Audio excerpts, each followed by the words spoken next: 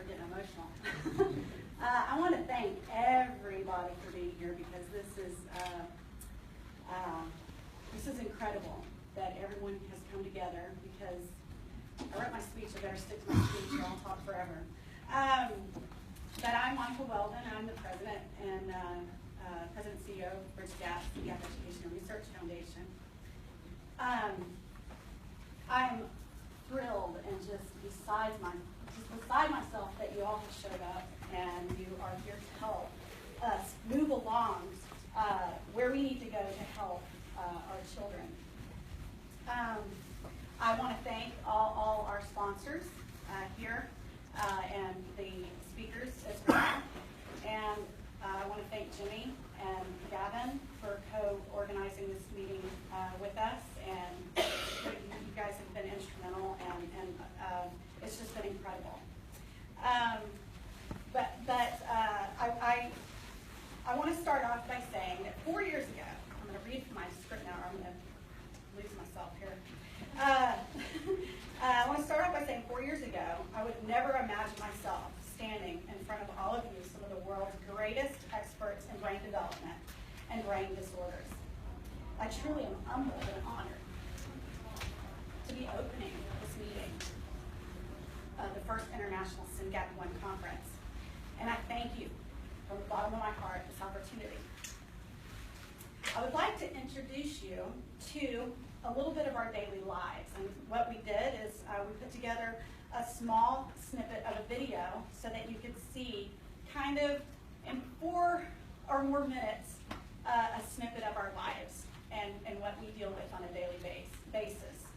And some of the things that we would like you to help us with. So I want you to watch this video, and I have a disclaimer at the beginning because some of the things that you will see can be disturbing. Oops, wrong way. Oh, don't want to end. Here's my, here we go.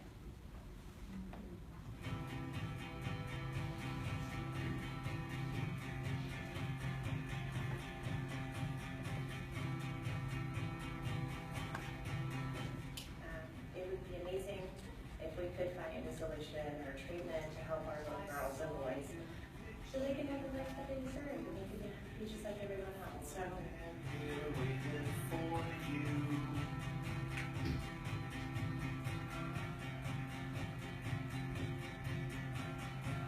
And you smashed your camera on the wall. Bye-bye. That's right, bye-bye. But you won't see.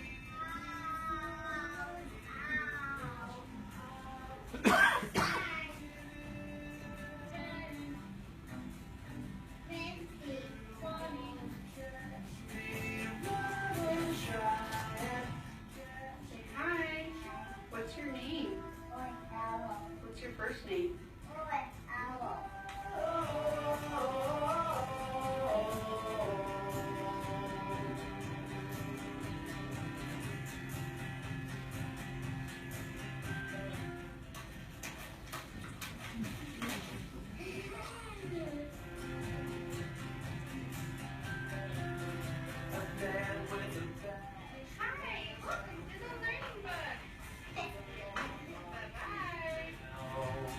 You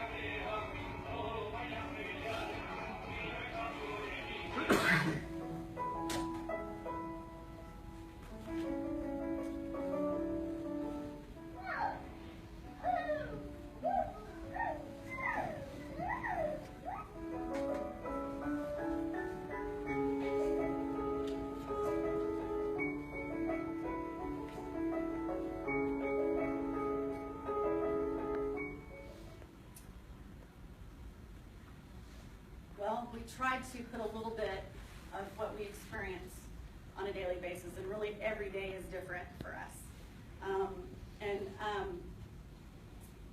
It says, as some of you may know, my journey in our rare disease world, we call this a diagnostic journey. You can see that this is the first part of Beckett's life, the first 4 years, and the things that we experienced to try to get to his diagnosis. And our journey started like most of the parents in this room. We questioned why our children were not meeting the milestones they expected them to. We asked ourselves over and over what we did wrong. We asked ourselves, what could we have done different to get a different diagnosis or a different outcome? We have to also cope with the underlying guilt that comes from the inability to make our child better.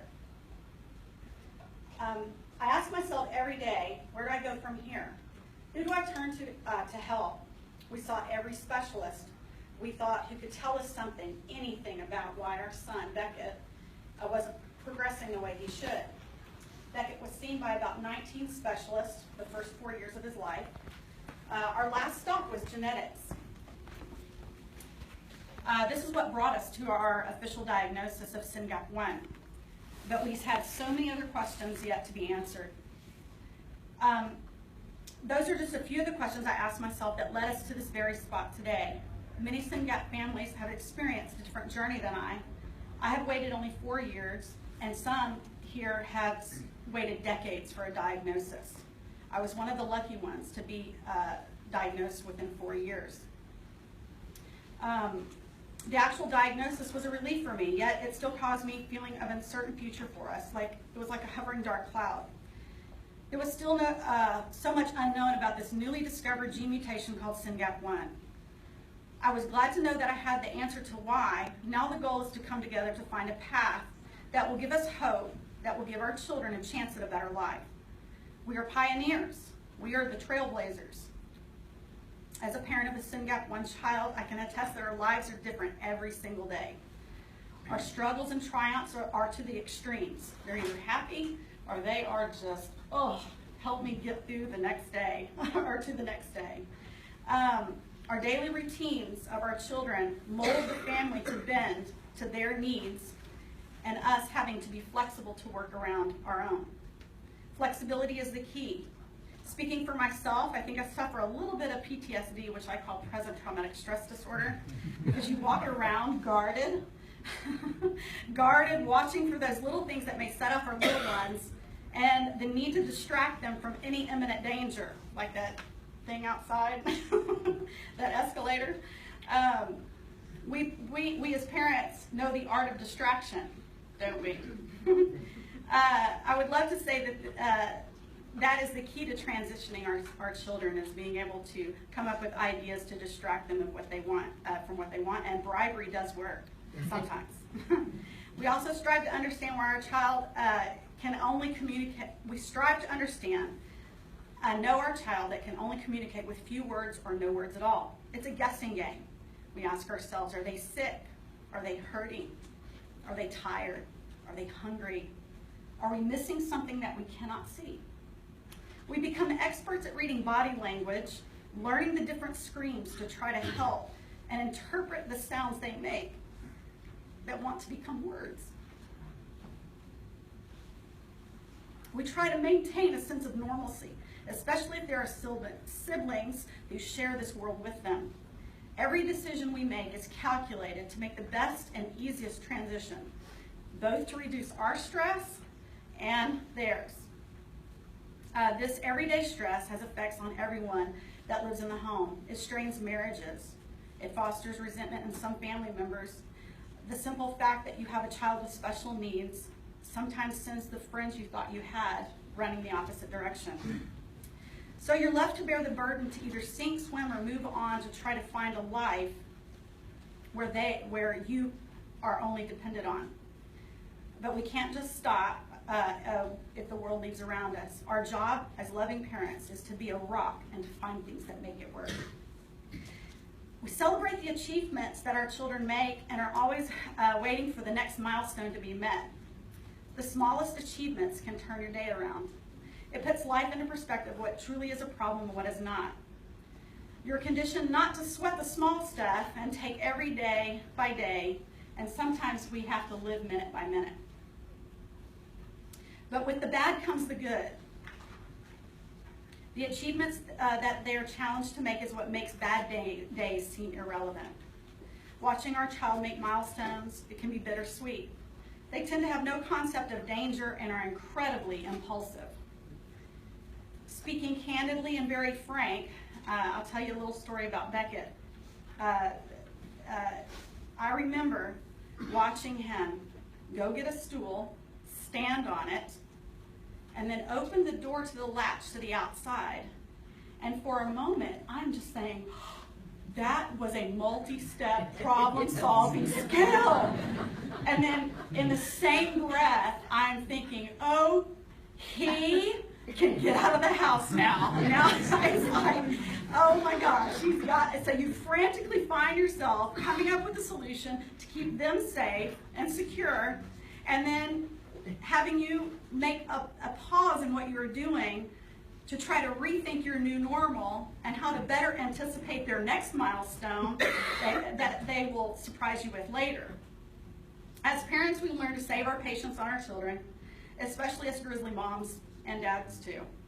We must be strong advocates for our children. As parents, we can be very demanding at times, but we mean well. Our intentions are just to get the very best for our children. We get up every day hoping for something better for them, searching for support to give them, wanting to create a better life for them and their future. And this is why we are here. This is why we never stop looking. We are searching for a better life for our babies, and it starts here. I'm confident that we will find answers to help us, and you will help us guide us there. As long as I'm alive, I will never stop looking for answers to help children live a better life. I'm sorry. I have to admit, it was a hard pill.